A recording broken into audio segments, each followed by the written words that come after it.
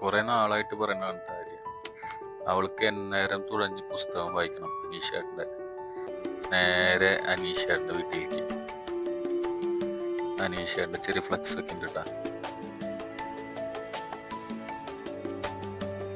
നിൽക്കണം നമ്മുടെ അബീഷ് ദിയെ, അനീഷേട്ടൻ്റെ ബ്രദർ. നേരെ കയറി. വലിയ വീടൊന്നുമല്ല കേട്ടോ, ഒരു ചെറിയ വീടാണ്. ആളിൽ അനീഷേട്ടൻ്റെ ട്രോഫികളും കാര്യങ്ങളൊക്കെ ഉണ്ട്.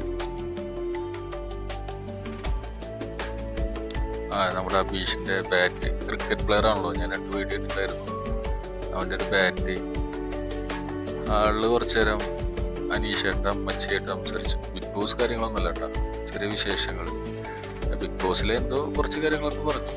ഗസ്റ്റുകൾ വന്ന് അനീഷേട്ടനെ കുറച്ച് ഒഴിവാക്കിയ കേസുകളൊക്കെ. നേരെ മുകളിൽ കയറി. അനീഷേട്ടൻ്റെ ലോകം, അനീഷേട്ടൻ്റെ ബുക്കുകൾ, തപ്പിപ്പിടിച്ച് ബുക്കുകൾ ഉണ്ടായിരുന്നു. അതിൽ എന്നേരം തുഴഞ്ഞ് ഒരു ബുക്ക് ഞാൻ അങ്ങ് എടുത്തു.